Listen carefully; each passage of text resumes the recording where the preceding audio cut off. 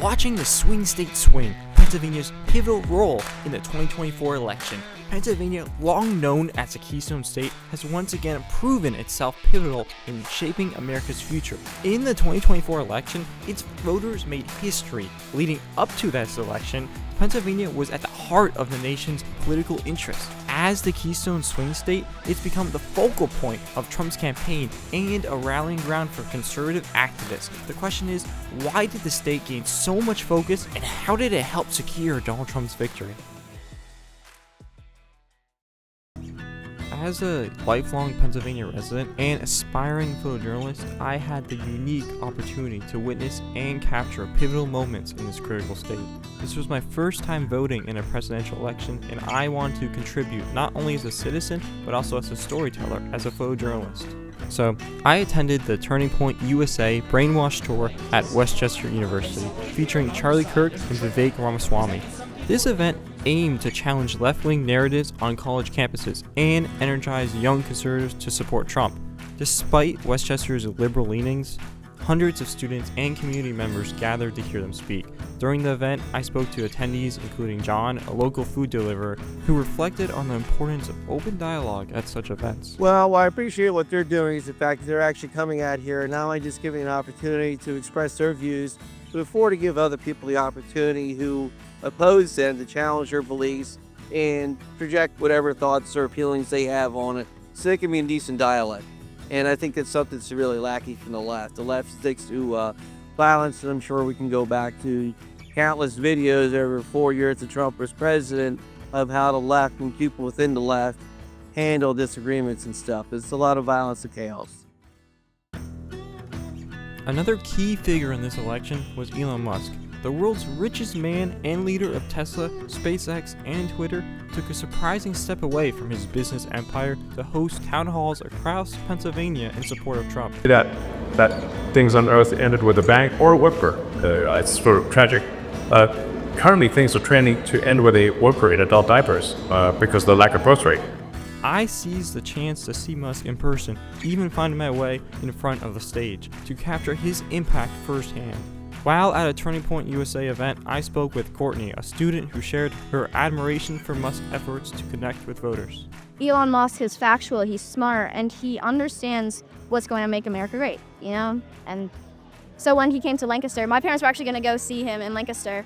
And the fact that he's giving out $100 to people who are registered voters, that's so cool. So yeah, I think it's really cool. From Musk influence, I shifted my focus to J.D. Vance, Trump's running mate. At a town hall in Reading, Pennsylvania, I received a VIP pass allowing me to sit behind where the future vice president spoke. This event highlighted Vance's ability to connect with working-class families hit hard by the economic challenges of recent years. 69% of Pennsylvania voters identified the economy as their top concern. Vance emphasized the campaign's commitment to returning to Trump's common sense policies, which he argued he supported working-class families during his previous term. My name is Travis. I go to Westchester University, and I major in business administration. In the last 4 years, I've noticed the costs of almost everything go up. Gas, home goods, milk, it's $8 for a gallon of milk. It's kind of absurd. And I go to fill up my tank, it's $70. I'm like, dude, I can't pay for this. My journey wouldn't have been complete without seeing President Trump himself. She actually said she didn't want to change anything. She'd leave it the way it is. So I said, let's make a list of just some of the bad things. This is just a small list. October 7th, where you take a look at what happened. She doesn't want to change that. The slaughter of a lot of people. Kamala, you're fired. Get out of here. You're fired. At the Sanders Arena in Reading, I managed to get within 20 feet of Trump to capture a unique angle for my photos, so close that even most press photographers weren't allowed to capture photos with long lenses there. Security intervened, questioning how I got a long lens like that in. I just said the Secret Service let me in with it, like they did, but eventually allowed me to return to my seat. That moment was unforgettable. All those years I spent perfecting my craft had paid off, allowing me to document something no one else could. The rally in Reading wasn't just another event, it was a cornerstone in Trump's strategy.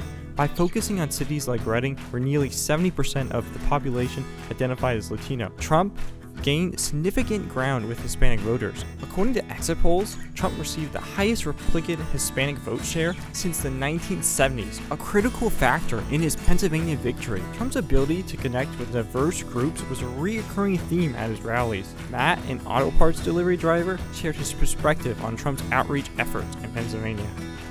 I believe the Republican Party is common sense. Trump is common sense. He's a businessman. He knows the business world, donor to, handicapped kids. I found out recently he helped Nelson Mandela back in the 90s with a flight out of South Africa where the American government wouldn't help him. But Trump's a racist. That's what they say.